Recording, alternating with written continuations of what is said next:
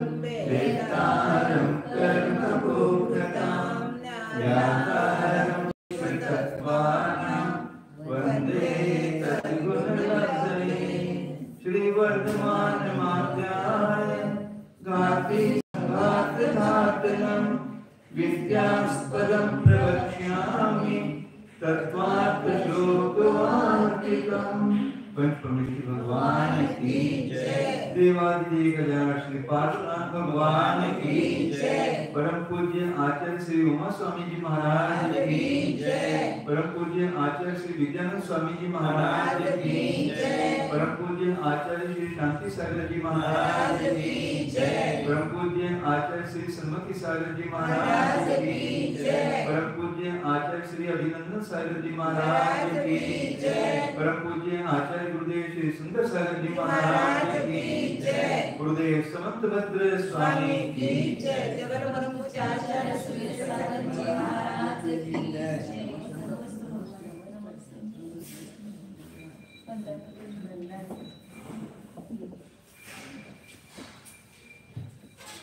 378 है।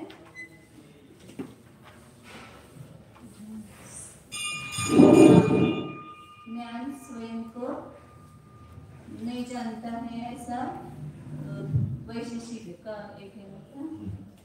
और एक ज्ञान में भी स्व को और पर को दोनों को भी जानने की सामर्थ्य है। तो इसमें वो ये दिया था ना कि ज्ञान क्रिया और ज्ञान करण, इसमें भेद मानेंगे तो नहीं होगा, विरोध आएगा। तो इसलिए कथनचित भेद मानते हैं तो दोष नहीं आता है। वैशेषिक सर्वदा भिन्न मानते हैं तो वहाँ पर दोष आता है। कथनचित भेद मानने पर उसमें कर्ता करण कर ये सब घटित होता है, क्रिया चार साधन घटित होते हैं, ऐसे बताया था। तो आगे और उसके ऊपर बताएं। सर्वथा कर्तृ करण क्रिया कर्म कर्तृ करण कर्म क्रियानां अभेदान अभ्युपगमात् तासां कर्तृत्व आदि शक्ति निमित्तत्वात् कथंचित भेद असिद्धेः कथंचित भेद सिद्धेः भेद सिद्धेः। सर्वथा कर्तृ करण कर्म क्रियाणां अभेदान अभ्युपगमात्। कर्ता करण कर्म और क्रिया, इनमें सब में सर्वथा अभेद नहीं स्वीकार किया है। सर्वथा अभिन्न नहीं माने। सर्वथा अभिन्न मानेंगे तो चार सिद्ध ही नहीं होंगे ना, एक ही सिद्ध हो जाएगा। तो सर्वथा अभेद नहीं माना है। और तासाम कर्तृत्वादि शक्ति निमित्तत्वात्, प्रत्येक जो शक्ति है वो अलग अलग है ना। कर्तृत्व शक्ति, कर्मत्व शक्ति, कर्णत्व शक्ति, क्रिया शक्ति, इनके निमित्त से कथंचित भेद सिद्ध है। कथंचित भेद की सिद्धि होती है। कर्तृत्व शक्ति अलग है, कर्मत्व शक्ति अलग है, क्रिया शक्ति अलग है। तो इसकी अपेक्षा से इन सभी में कथंचित भेद सिद्ध है। ततः ज्ञानं येन आत्मनार्थं जानाति, येन आत्मना अर्थं जानाति, तेन एव स्वयं इति वर्तां स्वात्मनि क्रिया विरोधः एव। परिच्छेद्यस्य रूपस्य सर्वथा परिच्छेदक स्वरूपात् अभिन्नस्य उपगते च। इसलिए ज्ञान जिस स्वरूप से पदार्थ को जानता है, जो उसका रूप है, दूसरे को जानने को, पद को जानने का रूप है, उसी रूप से यदि स्व को भी जानता है, ऐसा कहने वालों के मत में स्वात्मनि क्रिया विरोध है। वो अपने आत्मा में, अपने स्वयं में क्रिया होने में विरोध ही है, क्योंकि दोनों एक ही स्वरूप मान रहे ना। जिस स्वरूप से पदार्थ को जानता है उसी स्वरूप से स्व को जानता है। ऐसा कहने में अपने में क्रिया नहीं होती है, इसलिए विरोध आता है। और परिच्छेद ज्ञेय जो है उसको सर्वथा परिच्छेदक स्वरूप से अभिन्न माना, अभिन्न स्वीकार किया, इसलिए विरोध आता है। ऐसा तो हम भी मानते हैं कि जो स्वयं को भी जानते हैं ऊपर को भी जानते हैं, लेकिन पर सर्वथा मानने में विरोध है। जो उस प्रत्येक शक्ति अलग अलग है ना। स्वयं को जानने की शक्ति, पर को जानने की शक्ति, उसकी करण शक्ति, कर्तृ शक्ति, ये सब भिन्न भिन्न है ना। तो उसको कथंचित भेद मानो तो सब सिद्ध होता है। नहीं, जैसे ज्ञान स्वयं को जानता है, उसी ज्ञान से वो दूसरे को जाने का अलग कैसे? नहीं, उसी ध्यान को, लेकिन एक आत्मा के अनेक रूप हैं। कर्तृत्व शक्ति से वो जान रहा है, स्वयं जान रहा है। कर्णत्व शक्ति भी उसमें है, इसलिए उसके द्वारा जान रहा है, अपने ज्ञान के द्वारा जान रहा है। और कर्मत्व शक्ति से वो पदार्थ को, मतलब अपने को, स्वयं को जानता है। सब रूप अलग अलग है। कथनचित तद भेदवादिना तो न अयं दोषः। और जो कथनचित तद्भेदवादी है, कथनचित कर्ता कर्म करण इसमें भेद स्वीकार करते हैं, उनके मत में यह दोष नहीं आता है। ये सर्वथा भेद या सर्वथा भेद मानते हैं तो उसमें दोष आते हैं। सभी प्रकारों से कर्तापन, करणपन, कर्मपन और क्रियापन का अभेद होना हम स्वीकार नहीं करते। उन कर्ता, करण, कर्म और क्रियाओं का कर्तापन आदि न्यारी शक्तियों के निमित्त से किसी अपेक्षा भेद भी सिद्ध हो रहा है, अथवा एक ज्ञान धर्मी में कर्तापन आदि का सर्वथा अभेद नहीं है, किंतु द्रव्य की अपेक्षा कथनचित अभेद है, और कर्तापने आदि पर्यायों की अपेक्षा कथनचित भेद है। ये द्रव्य है, ज्ञान द्रव्य है, उसकी अपेक्षा तो अभेद है, परंतु कर्ता, करण, कर्म, क्रियापन की रूप अलग अलग है ना। हाँ। जैसे एक पुद्गल में भी स्पर्श रस गंध वर्णन है, तो स्पर्श गुण अलग है, रस गुण अलग है, रूप गुण अलग है, कथनचित भेद है इसमें। इस कारण ज्ञान जिस स्वरूप करके अर्थ को जान रहा है, उसी ही स्वरूप करके यदि स्वयं अपने को जानता है, इस प्रकार कहने वाले वादियों के यहाँ तो अवश्य ही स्वयं आत्मा में क्रिया के होने का विरोध है ही, क्योंकि जानते योग स्वरूप को ज्ञापक स्वरूप करण से सभी प्रकार अभिन्न मान लिया गया है। विचार कर देखो तो बैल में स्वयं चलने और गाड़ी चलाने के स्वभाव न्यारी है। बैल स्वयं भी चलता है, गाड़ी को चलाता है, तो दो रूप अलग है ना, स्वयं चलने का और चलने का। ऐसे ज्ञान स्वयं को जानता है, पर को जानता है, दो रूप अलग है उसकी। स्वयं चलेगा, स्वयं चलने का अलग उसकी शक्ति है, और गाड़ी को खींचेगा तो उसकी चलने की अलग शक्ति है, चलाने की अलग चलाने शक्ति। उदाहरण बता सकते? बहुत सुंदर। ऐसे ज्ञान भी स्वयं को जानेगा, वो शक्ति अलग है, जो पर को जानेगा वो अलग शक्ति से जानेगा। शब्द भी स्वयं को प्रकाशित करते हैं, पर को प्रकाशित करते हैं। मतलब शब्द स्वयं को बता रहे हैं और शब्द के द्वारा पदार्थ को बता रहे हैं, तो दोनों शक्ति ना उसमें वाच्यवाचक शक्ति। दीपक में भी अपने को प्रकाश करने वाली और घट आदि को प्रकाश करने वाली शक्तियां न्यारी हैं। अपने को प्रकाश करने वाली और घट आदि को प्रकाश करने वाली शक्तियां न्यारी हैं। प्रकाश तो एक ही है, कोई प्रकाश एक है, लेकिन वो स्वयं प्रकाशित हो रहा है, ये उसकी शक्ति है, स्वयं प्रकाशित होती है और दूसरों को प्रकाशित कर रहा है।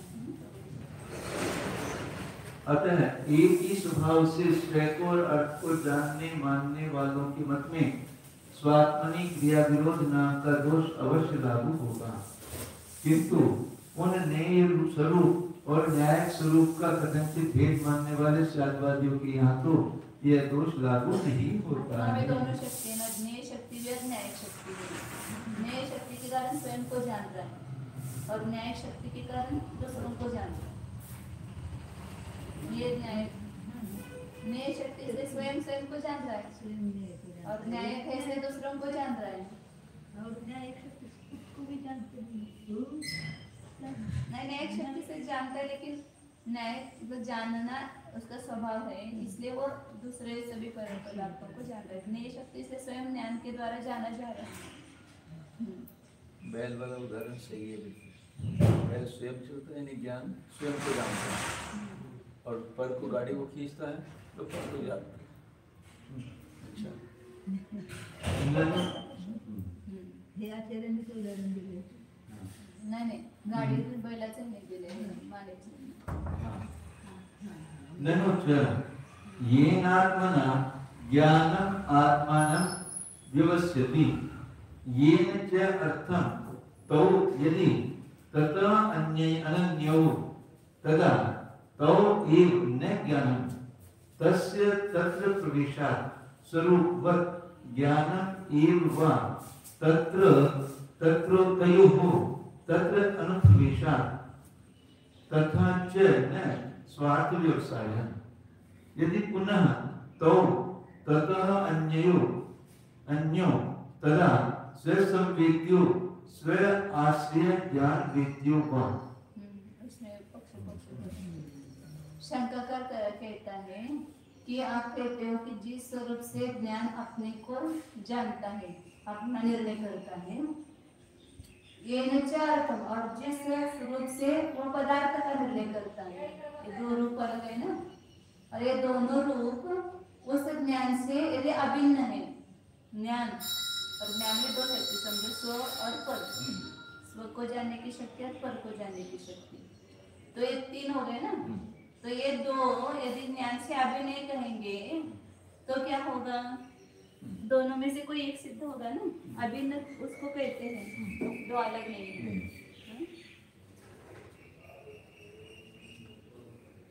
ज्ञान है, ज्ञान में स्व को जिस रूप से जान रहा है उसी रूप से अर्थ को भी जानना है, यानी पर को जानना है। अब ये दोनों स्व को जानने का और पर को जानने का जो इसका रूप है वो इस ज्ञान से अभिनय कहेंगे। तो ये ज्ञान से अभिनय तो दो रहेंगे नहीं ना, ज्ञान ही रह जाएगा। यदि तो तथा अनन्य हो तथा तो एव न ज्ञान, इससे अभिनय तो एक ज्ञान नहीं रहेगा, स्वर अर्थ को जो ग्रहण करना रूप जो स्वभाव है वही रहेगा, ज्ञान नहीं रहेगा। दोनों में से एक ही रहेंगे ना। पहले वो पक्ष ले रहे हैं, ज्ञान से वो दोनों रूप अलग है, अब अभिन्न है, तो ये दो ही शेष रहेंगे, स्वभाव ही रहेगा, ये ज्ञान नहीं रहेगा, क्योंकि इसका ज्ञान का इसमें अंतर्भाव हो गया। अभिन्न है कहते किसको है, अभिन्न तो अलग नहीं रहेगा ना, सर्वथा अभिन्न मानते थे। तथा तो एवं वे दो ही रहेंगे, न ज्ञानम, ज्ञान नहीं रहेगा, क्योंकि तस्य तत्र प्रवेशात्, उस ज्ञान का उसके स्वभाव में प्रवेश हो गया। स्वरूपवत, जैसे स्वरूप, ज्ञान का स्वरूप ज्ञान से अलग नहीं है, ऐसे ज्ञान के दो रूप ज्ञान से अलग नहीं है, तो ये ज्ञान रूप ही हो, ज्ञान उस रूप ही हो गया। ज्ञान में अथवा ये दो न रह करके ज्ञान ही रहेगा, ये दोनों अभिन्न कहेंगे तो एक तो दो रहेंगे या ज्ञान रहेगा, इसका इसमें अंतर्भाव हो गया तो ये दो रहेंगे, और इनका इसमें ज्ञान में अंतर्भाव हो गया तो ज्ञान ही रहेगा, फिर ये दो रूप नहीं रहेंगे, क्योंकि उन दोनों का उस ज्ञान में अनुप्रवेश हो गया। तथा च न स्वार्थ व्यवसाय हो, फिर वैसा मानने पर क्या होगा, स्व ज्ञान ही रहेगा, तो स्व और अर्थ का व्यवसाय नहीं होगा। अब दूसरा पक्ष लिया, यदि पुनः तो तथा अन्य, यदि ये दो रूप इस ज्ञान से भिन्न है ऐसा कहेंगे, तब क्या हो जाएगा, तथा स्व संवेद्य स्वाश्रय ज्ञान वेद्य हुआ, फिर ये दो रूप वे अपने द्वारा ही वेदन करने योग्य हैं या अपने आश्रय जो बुद्ध ज्ञान है उसके द्वारा जानने योग्य हैं, ये इससे भिन्न नहीं कहेंगे। तो ये किसके द्वारा जाने जा रहे हैं, स्वयं ही जाने जा रहे हैं, ये अर्थ का ज्ञान स्वयं ही हो रहा है, स्व का ज्ञान स्वयं ही हो रहा है, कि इस ज्ञान के द्वारा हो रहा है। स्व संवेद्य है ये दोनों, कि ज्ञान के द्वारा वेदन करने योग्य है, ऐसा प्रश्न होगा। भिन्न ही है तो उनको कौन जानेगा। यदि ज्ञान से स्व को व्यवसाय करने वाला रूप और अर्थ को व्यवसाय करने वाला रूप भिन्न है, तो वे स्वयं ही जाने जा रहे हैं कि ज्ञान के द्वारा जाने जा रहे हैं, ऐसा प्रश्न होगा। अब उसमें पहला पक्ष लेते तो क्या दोष आता है। प्रथम पक्षे स्व संविदिते ज्ञान क्रिया प्रसंगः तत्र च प्रत्येकं स्वार्थ व्यवसायात्मकत्वे स एव पर्यनुयोगो अनवस्थाच्च। पहला पक्ष लेंगे कि वे स्वसंवेद्य है, स्वयं के द्वारा ही वेदन करने योग्य है, तो फिर स्वसंवेदित ऐसे तीन ज्ञान का प्रसंग आएगा। एक ज्ञान स्वयं को जानता है, ये स्व को जानने वाला रूप वो स्वयं जाना जा रहा है, और अर्थ को ऐसा करने वाला भी रूप जो है वो स्वयं जाना जा रहा है, तो 300 संवेदन ज्ञान हो गए। ये दो रूप भी अपने को स्वयं को जान रहा है और ज्ञान भी स्वयं को जान रहा है, तो 300 संवेदित ज्ञान हो गए। फिर तत्वच और उसमें भी पुनः प्रत्येक जो है प्रत्येक अभिनय स्वभाव स्व और अर्थ व्यवसायत्मकत्वे ये ये भी स्व और अर्थ को निश्चय करता है, ये भी स्वार्थ को निश्चय करता है, ये भी स्वार्थ और अर्थ को निश्चय करता है। तो फिर वही प्रश्न होगा, विभिन्न है क्या भिन्न नहीं? अभिन्न मानेंगे तो एक ही रहेगा, भिन्न मानेंगे तो पुनः उसमें ये दो प्रश्न उठेंगे, स्व संवेद्य की स्व अपने आश्रय, तो फिर अनुभव का दोष आएगा।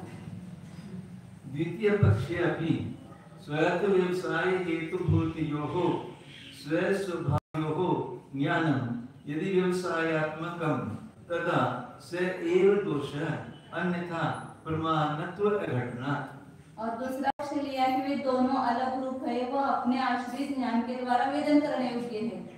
तो पुनः प्रश्न द्वितीय पक्ष में ये प्रश्न आएगा कि स्व और अर्थ के व्यवसाय में निश्चय में कारणभूत स्व और स्वभाव इन दोनों में ज्ञानम यदि व्यवसायत्मकम, ज्ञान यदि व्यवसायत्मक है तो सएव दोष, वही दोष आएगा, अन्यथा प्रमाणत्व घटना, नहीं तो प्रमाणपणा घटित नहीं होगा। जो स्व और अर्थ दोनों को निश्चित करता है उसको प्रमाण कहते हैं ना। और फिर यदि स्व और अर्थ तो व्यवसाय नहीं करते तो उसमें प्रमाणपणा घटित नहीं होता है। ततः न स्वार्थ व्यवसाय संभवति इति एकांतवादिनां उपालंभ चारवादिनां न यथा प्रतीति तद अभ्युपगमात् स्वार्थ व्यवसाय स्वभाव द्वयात् कथंचित् अभिन्नस्य एकस्य ज्ञानस्य प्रतिपत्तेः सर्वथा ततः तस्य भेद अभेदयोः असंभवात् तत् पक्ष भावी दूषणस्य निर्विषयत्वात् दूषणाभासतः उपपत्तेः। अब इसलिए स्व और अर्थ का व्यवसाय संभव नहीं है ऐसा एकांतवादियों का उपालंब है, उनका दोषारोपण है। उपालंब तो ना मारता ना दूसरा क्या बोलते हैं हिंदी में उपालंब को, दूसरों को दोषारोपण करना। हाँ, तो ये दोष का आरोपण कौन कर रहा है कि जो एकांतवादी है उनके मत में सब दोष आते हैं। साधवादी या नाम न स्वादवादी उनके मत में दोष नहीं आते हैं, क्योंकि यथा प्रतीति तरह अभ्युपगमात्, जैसी प्रतीति हो रहे वैसा उनका स्वीकार किया है। कथंचित भेद कथंचित अभेद स्वीकार करते तो ये दोष नहीं आते हैं। स्व और अर्थ का व्यवसाय, ये दो स्वभाव, ज्ञान के दो स्वभाव, स्व का व्यवसाय करना और पदार्थ का व्यवसाय मतलब निश्चय करना। इस प्रकार दो स्वभाव से कथंचित ज्ञान कैसा है? अभिन्न है, कथंचित अभिन्न है। ऐसे कथंचित अभिन्न एक ज्ञान की प्रतीति हो रही है। सर्वथा ततः तस्य उस ज्ञान से उस स्वभाव का भेद अभेद असंभव है। सर्वथा भेद या सर्वथा अभेद संभव नहीं है। ज्ञान से ज्ञान के दो स्वभाव है, स्व व्यवसाय अर्थ व्यवसाय, ये दोनों ज्ञान से सर्वथा अभिन्न नहीं है, सर्वथा भिन्न भी नहीं है। तो कथंचित भिन्न और कथंचित अभिन्न है। इसलिए तत्पक्ष भावी दूषण से भेद पक्ष में या अभेद पक्ष में जो दोनों में आपने दोष दिखाया वो नहीं आते हैं। निर्विषयत्वात् दूषणाभासता उपपत्ति है, दूषणाभासपना जो प्राप्त हो रहा है वो निर्विषय होने से, मतलब इसलिए दोष नहीं आते। यहाँ स्वयं को और अर्थ को जानने वाला ज्ञान है। इस प्रकार मानने वाले जैनों के ऊपर बौद्धों का कटाक्ष है कि जिस स्वभाव करके ज्ञान अपना निश्चय करता है और जिस स्वभाव करके अर्थ का निश्चय करता है, ज्ञान के वे दोनों स्वभाव यदि उस ज्ञान से अभिन्न हैं, तब तो उन दो स्वभावों को ही मान लो, ज्ञान को मत मानो, क्योंकि उस ज्ञान का उन दोनों स्वभावों में अंतर्भाव हो जाएगा। जैसे कि दोनों स्वभावों के स्वभाव निज स्वभाव का तादात्म्य होने के कारण दोनों स्वभावों में गर्भ हो जाता है, अथवा ज्ञान और ज्ञान के दोनों स्वभाव यदि अभिन्न हैं तो अकेले ज्ञान को ही मान लिया जाए, उसके दो स्वभावों को नहीं मानो। उन दोनों स्वभावों का उस ज्ञान में अंतर्भाव हो जाएगा। और किस प्रकार अवस्था होने पर ज्ञान के द्वारा स्वयं और अर्थ का निर्णय होना नहीं बनता है। दोनों को अलग अलग करेंगे। ऊपर ये इससे अभिनय कहेंगे तो एक तो ये दो सिद्ध होंगे या ज्ञान ही सिद्ध होगा। फिर एक ज्ञान ही सिद्ध हो गया तो दो रूप नहीं सिद्ध होंगे, तो दोनों का व्यवसाय नहीं होगा। यदि जैन फिर उन दोनों स्वभावों को उस ज्ञान से भिन्न मानेंगे, तब तो हम बोध पूछेंगे कि वे ज्ञान के दोनों स्वभाव अपने को अपने आप जान लेते हैं अथवा अपने आधारभूत ज्ञान के द्वारा दोनों जाने जाते हैं। बतलाइए। अलग मानेंगे तो दो दोष स्वयं मतलब दो पक्ष खड़े किए। हाँ। स्वयं जान रहे स्व व्यवसाय स्वयं को जान रहा है, अर्थ व्यवसाय स्वयं को जान रहा है, ज्ञान के द्वारा जाना जा रहा है। हाँ। पहला पक्ष ग्रहण करने पर तो जैन को अपने आप अपने को जानने वाले तीन स्वसंवेदी ज्ञान मानने का प्रसंग होगा। अच्छा वही दोष देखिए। हाँ। एक तो आधारभूत ज्ञान स्वसंवेदित माना, दूसरे उसमें रहने वाले भिन्न दो स्वभाव स्वसंवेद्य माने। फिर उन तीनों ज्ञानों में भी प्रत्येक को स्वयं और अर्थ का निश्चयात्मकपना माना जाएगा, तो वे ही दो प्रश्न पुनः उठाए जाएंगे।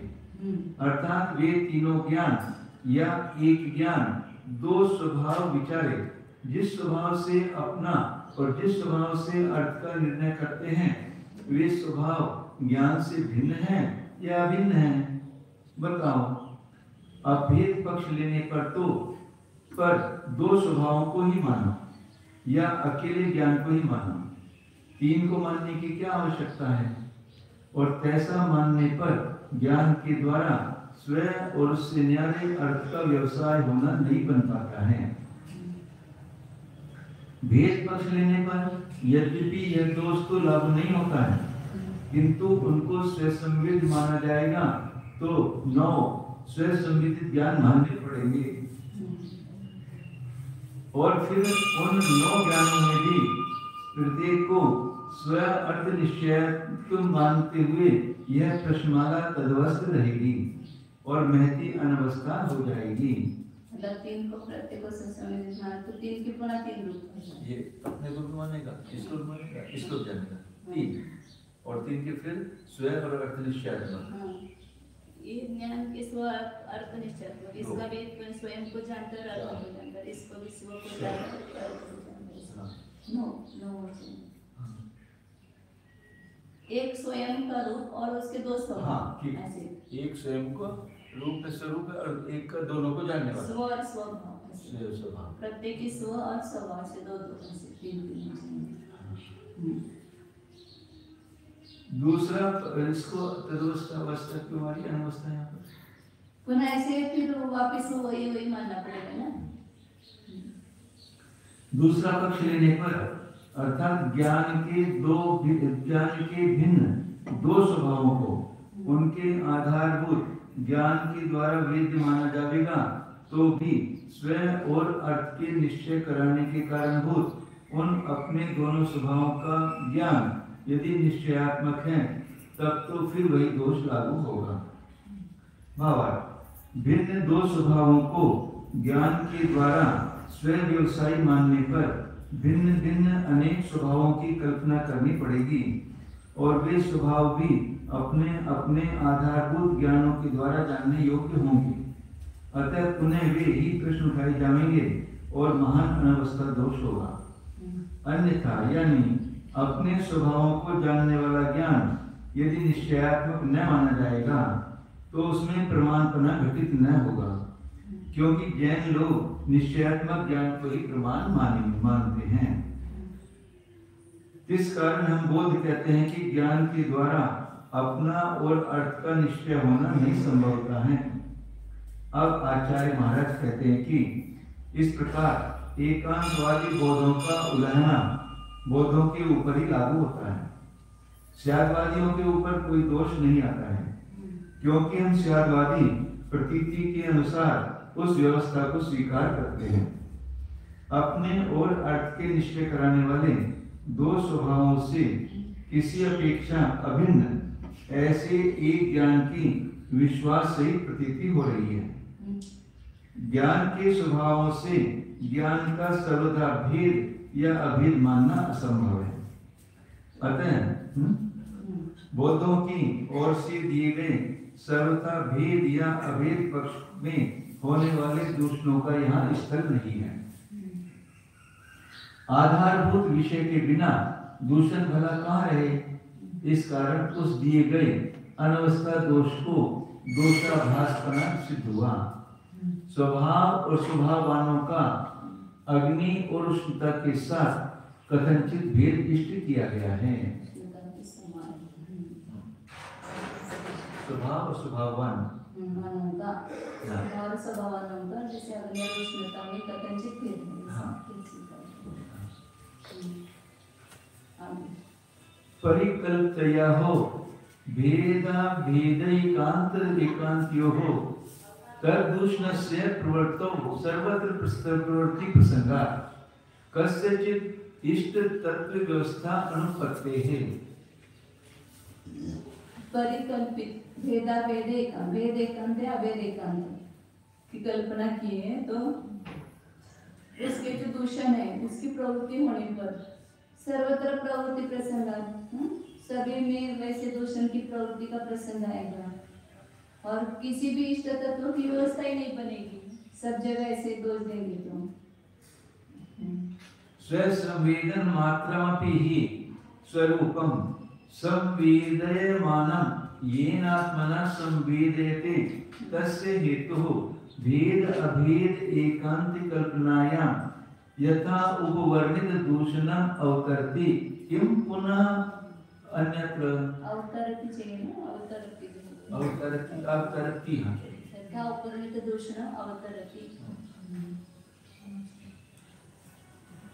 स्वसंवेदन मात्रमपि स्वसंवेदन ज्ञान जो है वह स्वरूपम संवेदन जिस स्वरूप का संवेदन करने वाला है वो एनात्मा संवेदित है, जिस स्वरूप से अपने स्वरूप का संवेदन करता है उसका तस्य हेतु हो वेदाभेद एकांत कल्पनायाम, उसका हेतु से वेद एकांत की कल्पना करेंगे या अभेद एकांत की कल्पना करने पर जैसे ऊपर बताए हुए दूषण वो आते हैं। किम पुनः अन्यत्र फिर दूसरे में क्यों नहीं आएंगे। संवेदन ज्ञान अपने को स्वरूप का वेदन करता है तो जिस स्वरूप से संवेदन का वेदन करता है उस स्वरूप से भिन्न है क्या भिन्न है ऐसा मानेंगे तो सर्वथा भेदाभेद मानेंगे तो सब ऊपर बताए हुए दोष आते हैं। अपने अपने घर में दूसरों द्वारा कल्पना कर लिए गए सर्वथा भेद और एकांत रूप से अभेद को मानकर यदि उन अनवस्था आदि दूषणों की प्रवृत्ति मानी जाएगी तब तो सभी प्रमाण सिद्ध पदार्थों में अनेक दूषणों की प्रवृत्ति का प्रसंग हो जाएगा। कई बार भी कुछ सिद्ध नहीं होगा, सर्वथा भेद एकांत अभेद करेंगे। किसी भी वादी के यहाँ अपने अपने अभीष्ट तत्व की व्यवस्था नहीं बन सकेगी। आंखें दो ही होनी चाहिए और अंगूठा एक। कानेपन के समान दो अंगूठे का होना भी दोष है। काना अपने घर में एक अंगूठे का दृष्टांत देकर निर्दोष नहीं हो सकता है और इसी प्रकार दो अंगूठे वाला भी दो आंखों का दृष्टांत देकर अपने को निर्दोष सिद्ध नहीं कर सकता है। आंखें दो होनी चाहिए, अंगूठा एक। हाँ, अंगूठा एक ही होना चाहिए। यदि दो अंगूठे हैं तो दोषपूर्ण है तो एक में दो होंगे। हाँ, एक में दो होने पर आंखें तो दो ही होनी चाहिए, अंगूठा एक ही होना चाहिए। आंख तो एक है, अंगूठे दो हैं। आंख एक होगी तो दोष होगा, दो अंगूठे होंगे तो भी दोष है।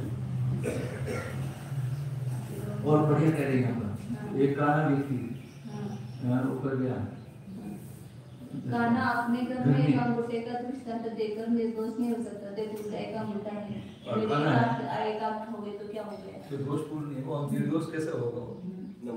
और इसी प्रकार दो अंगूठे वाला भी दो, देखो उसकी दो आंखें तो दो अंगूठे हो गए तो क्या बिगड़ा। हाँ, ऐसे स्वयं को निर्दोष करना चाहता है नहीं तो नहीं होगा। वैसे वो कह रहे बोध के लिए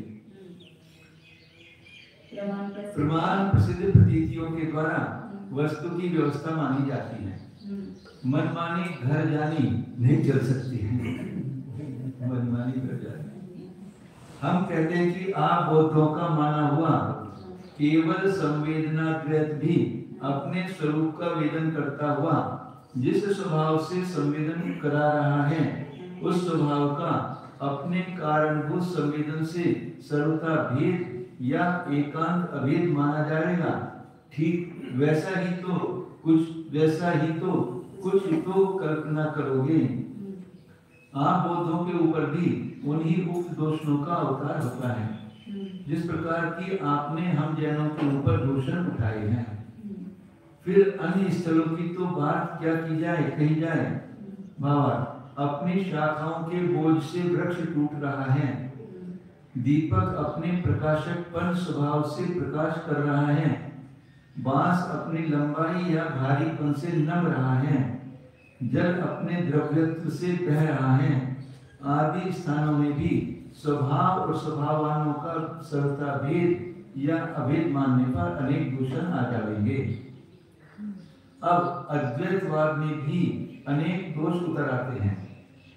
तो सौतांत्रिकों के द्वैतवाद में तो सुलभता से कल्पित दोषों का प्रसार हो जाएगा, किंतु जैनों के कथनचित भेद अभेद रूप अभेदगढ़ में अभेदगढ़ में दोष रूपी सेना का प्रवेश असंभव है।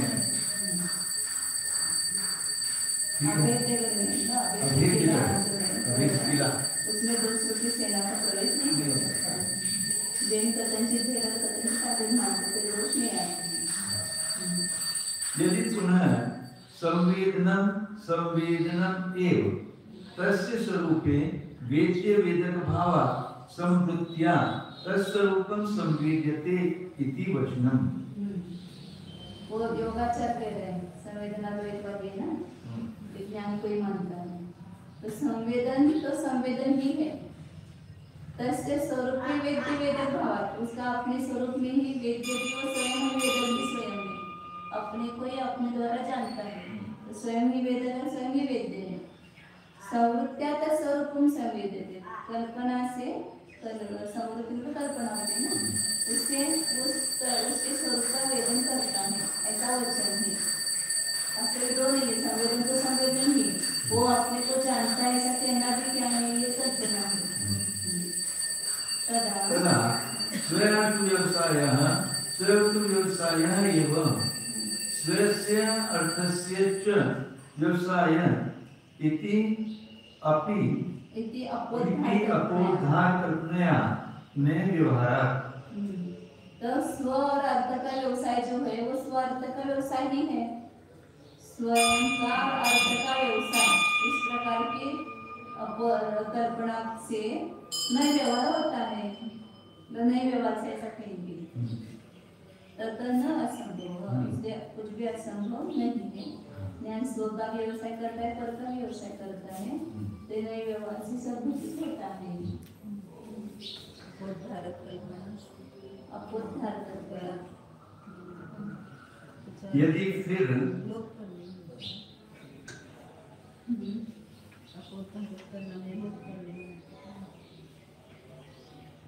भेद कल्पना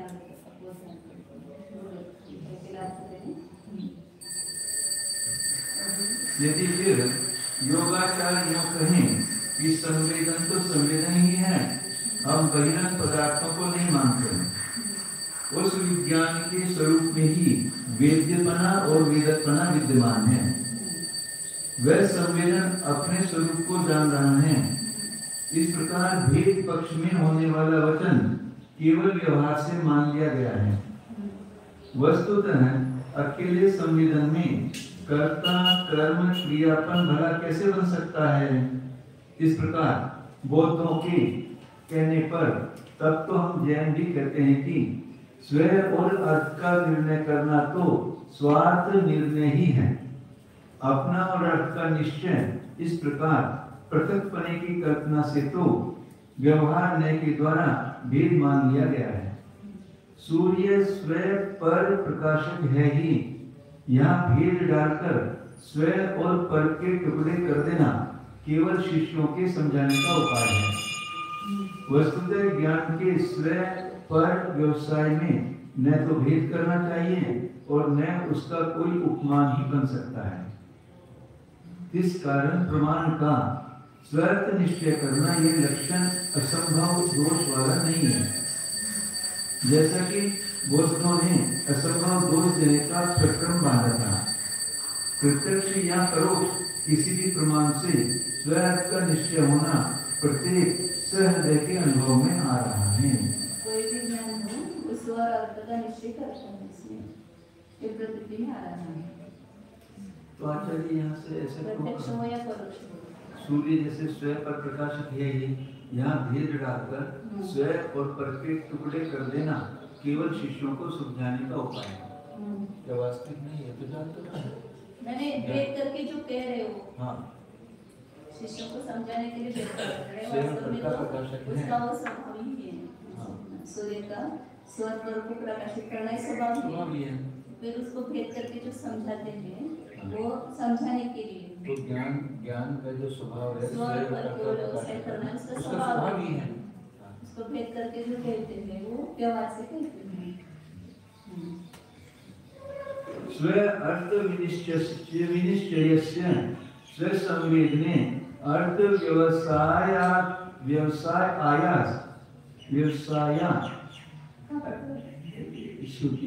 स्वार्थ विनिश्चयस्य स्वसंवेदने अर्थ व्यवसाय असत्वात् अव्याप्ति व्यवसाय असत्वात् अव्याप्ति ही न ज्ञान स्वरूपस्य एव अर्थत्वात् तस्य अर्यमानत्वात् अन्यथा बहि अर्थस्य अपि अनर्थत्व प्रसंगात्।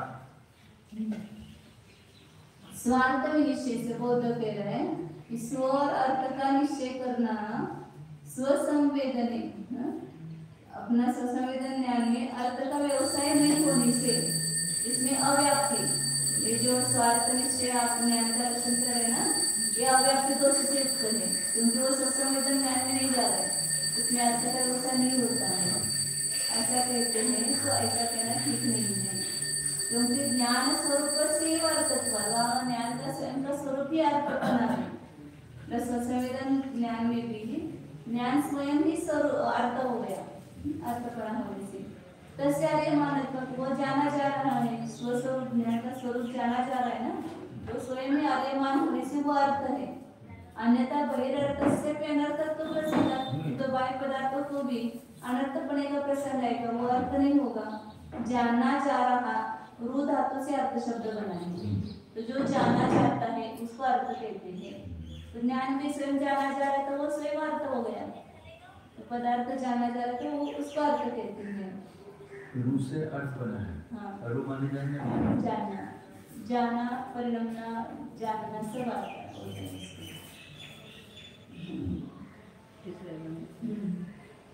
बौद्ध कहते हैं कि ज्ञान को जानने वाले स्व संवेदन प्रत्यक्ष में बहिरंग अर्थ का निश्चय होना विद्यमान नहीं है।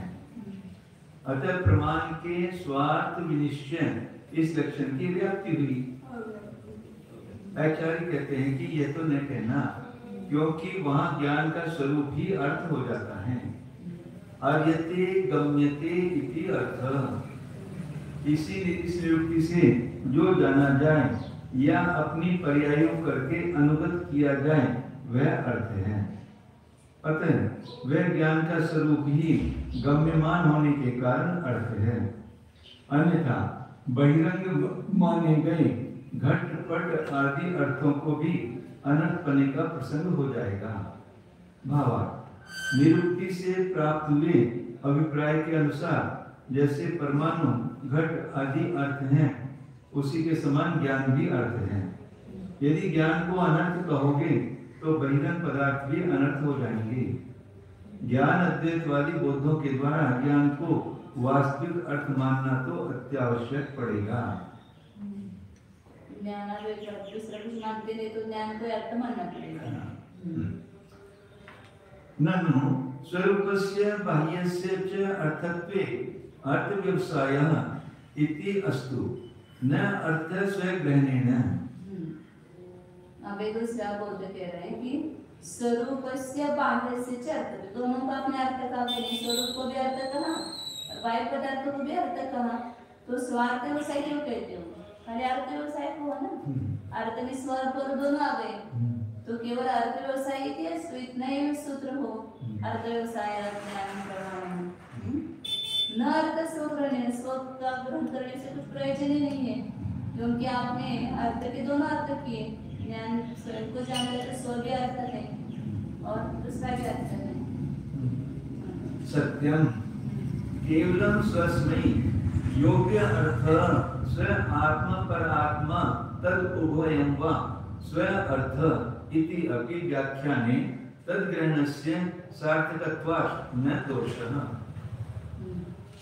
केवलम स्वस्मै योग्य अर्थः, केवल अपने स्वयं के लिए योग्य जो अर्थ है वह स्वात्मा परात्मा तदुभयं वा स्वार्थः इत्यपि व्याख्याने तद्ग्रहणस्य सार्थकत्वात् न दोषः। आचार्य कहते सत्यम, आपका कहना ठीक है। ठीक है, मैं सर्वथा निषेध नहीं किया उसका, क्योंकि स्व को वेद अर्थ कहते हैं, तो स्व भी अर्थ में आ गया, पर भी आ गया अर्थ में, तो स्वार्थ व्यवसायत्मक क्यों कहते हैं? अर्थ व्यवसायत्मक ज्ञान प्रमाण में ऐसा क्यों ना?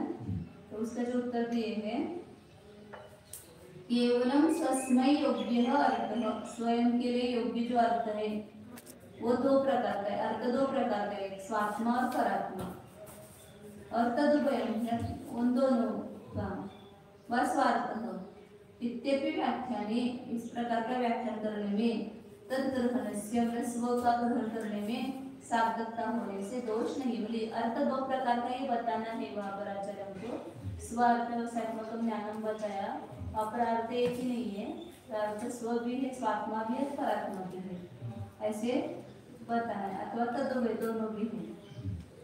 इस प्रकार का व्याख्यान करने में उस स्व को ग्रहण करने की सार्थकता है, उसमें कोई दोष नहीं है। फिर बौद्धों का कटाक्ष है कि अंतरंग ज्ञान के स्वरूप को और बहिरंग घट स्वलक्षण आदि पदार्थों को यदि अर्थ बना इष्ट है तो प्रमाण का लक्षण अर्थ का व्यवसाय करना इतना ही रहो। स्वपद के ग्रहण से कोई प्रयोजन सिद्ध नहीं होता है। इस पर आचार्य कहते हैं कि तुम्हारा कहना ठीक है, किंतु स्व शब्द का अंतिम निष्कर्ष यह है कि जो प्रमाण का विषय अर्थ है वह स्व के लिए योग्य होना चाहिए। केवल स्व के लिए यानी ज्ञान के लिए योग्य अर्थ स्व स्वरूप है, अर्थात ज्ञान स्वरूप है, अन्य पर स्वरूप यानी घटपट आदि रूप हैं, अथवा उन दोनों स्वरूप स्वार्थ हैं। इस प्रकार का भी व्याख्यान करने पर उस स्व का ग्रहण करना प्रयोजन सहित हो जाता है। अतः हमारे प्रमाण के लक्षण में कोई दोष नहीं आता है, अर्थात स्व पद के दिए बिना स्वयं ज्ञान के योग्य स्व और पर और उभय अर्थ का ज्ञान द्वारा निर्णय होता है। यह अर्थ नहीं निकल सकता था। स्व नहीं देते तो अर्थ दो प्रकार का है, वो सिद्ध नहीं होता, एक स्वात्मा और परात्मा, और वे दोनों स्व से दोनों ज्ञान के योग्य, ज्ञान के द्वारा योग्य अर्थ का ही ग्रहण होता है, अयोग्य का नहीं। ज्ञान महाराज प्रभु हैं, दूरवर्ती को जान ले, निकटवर्ती को छोड़ दें, छोटे को जाने, मोटे को न जाने, सगे कारण को न जाने, बिना लगा के तटस्थ पदार्थों को जान ले, पवित्रों को न जाने, अपवित्रों को जान ले, योग्यता के बिना उनको कोई पराधीन नहीं कर सकता है। मनमोजी सम्राट के ऊपर परियोग नहीं चलता है। मनमोजी सम्राट है, इसको चाहे वो जान सकता है, उसके ऊपर कोई प्रश्न नहीं चलता, इसको क्यों जानता है, इसको क्यों नहीं जानता। ज्ञान स्वयं सम्राट है, प्रभु है, त्याच्या मनात जसं आहे तसं, जवळच्याला पण जाणे, लांबच्याला पण जाणे। स्वरूप लक्षणे अर्थे व्यवसायस्य अप्रमाणे अपि भावात् अतिव्याप्तिः इति चेत् न तत्र सर्ववेदनस्य प्रमाणत्व उपगमात्। अब वो कोई शंका का कह रहा है कि स्वरूप लक्षणे अर्थे, अर्थ दो प्रकार का हो गया, एक स्वरूप और एक पररूप, ऐसे दो अर्थ हो गए ना। ज्ञान स्वयं को भी जानते हैं, पर को जानते हैं, तो स्वरूप रूप अर्थ और पर रूप अर्थ। तो स्वरूप लक्षण रूप जो अर्थ है उसमें व्यवसाय से अप्रमाण्यपि, उसमें जो निर्णय किया उसका जो निर्णय है उसमें अप्रमाण्यपि भावात, उसमें अप्रमाणपना का भी सद्भाव होने पर अतिव्याप्ति दोष आएगा।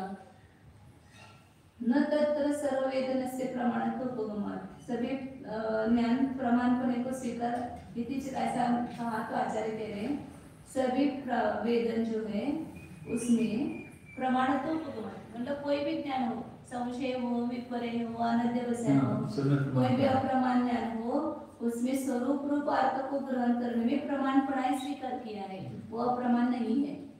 तो अप्रमाण में भी वो व्याप्त हो जाएगा, इसलिए अतिव्याप्ति दोष कहा था ना। स्वरूप को जानना रूप जो अर्थ है वो यदि प्रमाण का लक्षण कहेंगे तो अप्रमाण में भी चला जाएगा, तो अतिव्याप्ति दोष आ जाएगा। तो आचार्य कह रहे हैं कि सर्व जो ज्ञान जितने भी है, प्रमाण हो, अप्रमाण हो, मिथ्या ज्ञान हो, सम्यक ज्ञान हो, कोई भी हो, उसमें स्वरूप को जानने की अपेक्षा से प्रमाण पर स्वीकार किया गया। हाँ अतः इसे सिद्ध कर दो। चांदी को सीप मान रहे हैं, हाँ। वो ज्ञान भी प्रमाण माना गया उस समय, उसका वेदन कर रहा वो है। स्वयं ज्ञान अपने स्वरूप का वेदन कर रहा है, उसके बाद उसकी अपेक्षा से प्रमाण ही है, वो अप्रमाण नहीं। मिथ्या ज्ञान भी प्रमाण है, इसकी अपेक्षा इस स्वरूप को जानने की अपेक्षा, स्वरूप की अपेक्षा से प्रमाण अप्रमाणपना है ही नहीं है। विद्या ज्ञान में भी स्वरूप का व्यवसाय, स्व का व्यवसाय, सम्यक ज्ञान में भी स्व का व्यवसाय, इस अपेक्षा से उसमें मिथ्या सम्यकपना है ही नहीं, सब ज्ञान सम्यक ही है इसकी अपेक्षा से, क्योंकि ज्ञान जैसा उसका वो वेदन हो रहा है ना, हाँ वो दे रहे हैं इसमें आगे देते उसमें। न च प्रमाणत्व अप्रमाणत्वयोः एकत्र विरोधः संवाद असंवाद दर्शनात् तथा व्यवस्थानात्। आप कहेंगे कि एक ज्ञान में दोनों रूप कैसे होंगे? मिथ्या ज्ञान में वो मिथ्या ज्ञान प्रमाण भी और अप्रमाण भी है, तो एक मिथ्या ज्ञान में किसी भी एक में प्रमाणपना और अप्रमाणपना में विरोध नहीं है। क्यों? क्योंकि संवाद और असंवाद दिखाई देता है, स्व के बारे में संवाद है, कोई भी ज्ञान अपने को जानता है उसके बारे में विवाद है क्या? नहीं, संवाद है। और अर्थ को जानता है उसके बारे में असंवाद है। मिथ्या ज्ञान है, उसने चांदी को सिर्फ जाना, सिर्फ को चांदी जाना, तो उसमें विवाद है। लेकिन वो ज्ञान स्वयं को वेदन करे मैं ऐसा ज्ञान हूँ, तो उसमें कोई विवाद नहीं है, संवाद है। इसलिए एक में प्रमाणपना और अप्रमाणपना दोनों मानने में कोई विरोध नहीं है, क्योंकि संवाद और असंवाद दिखाई देने से और तथा व्यवस्था उस प्रकार की व्यवस्था होने से एक ही ज्ञान में प्रमाणत्व और अप्रमाणत्व दोनों की व्यवस्था है। सर्वत्र प्रमाण इतरत्वयोः तावत् मात्र आयतत्वात् इति वक्ष्यते। सभी में प्रमाण और इतर मतलब अप्रमाणपना उतने मात्र के अधीन होने से ऐसा आगे कहेंगे। मतलब अपने को जानने की अपेक्षा से सभी ज्ञान प्रमाण है और पर को जानने की अपेक्षा से वो अप्रमाण है। मतलब मिथ्या ज्ञान में अप्रमाणपना है, सम्यक ज्ञान में सप्रमाणपना है। इसलिए आगे मुझे अभी पढ़ाने में प्रमाण ज्ञान भी है, लेकिन जब तक केवल ज्ञान नहीं हुआ तो वो अज्ञान है ना, तो जितना नहीं जाना उसकी अपेक्षा से अप्रमाणपना सिद्ध किया आगे इसमें। मतलब सभी ज्ञान प्रमाण भी और अप्रमाणपना दोनों है। सभी ज्ञान मिथ्या ज्ञान में भी प्रमाणपना स्व की अपेक्षा से, अर्थ को जानने की अपेक्षा से अप्रमाणपना है, और जो सम्यक ज्ञान होगा उसमें भी प्रमाणपना अप्रमाणपना सिद्ध करेंगे।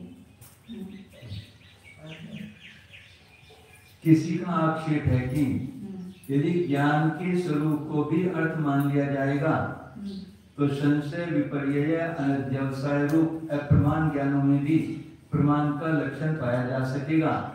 मिथ्या ज्ञान भी अपने स्वरूप को जानते हैं, अतः जैनों के ऊपर अतिव्याप्ति दोष लगा।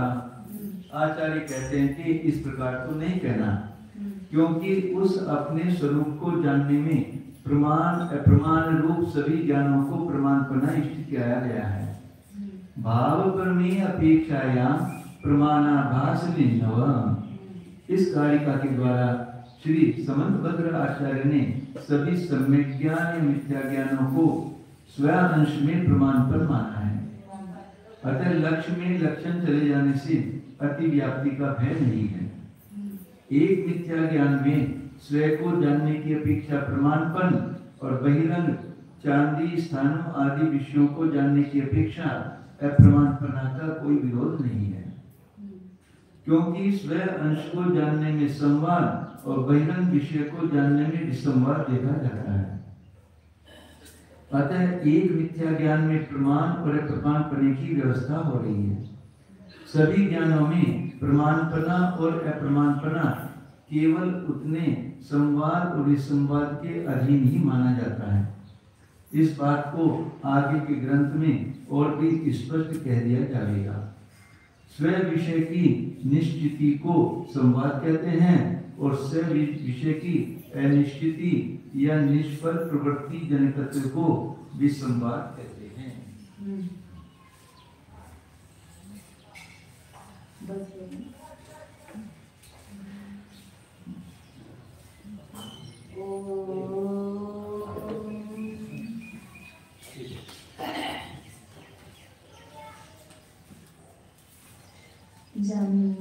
मैं शुद्ध चैतन्यमय जीव ही हूँ, ज्ञान दर्शन स्वरूप हूँ। ज्ञानात्मक अपने को जानिए। मेरी पूरी रचना ज्ञानात्मक है। मेरे संपूर्ण प्रदेश ज्ञान में है। मैं ज्ञानमय पदार्थ हूँ। ऐसा प्रतिभास करो। ज्ञान का स्वयं प्रतिभास हो रहा है। उसको जानने के लिए दूसरे अन्य किसी की आवश्यकता नहीं है। इसलिए ये ज्ञान ही एक माध्यम है जिसके द्वारा हम अपने को ज्ञान रूप से ही अनुभव कर सकते हैं।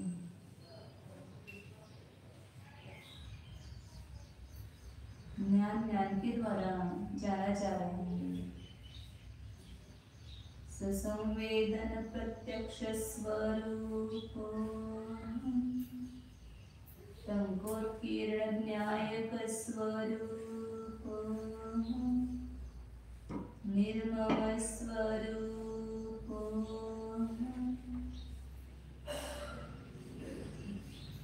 निरंजन स्वरूप शुद्ध एको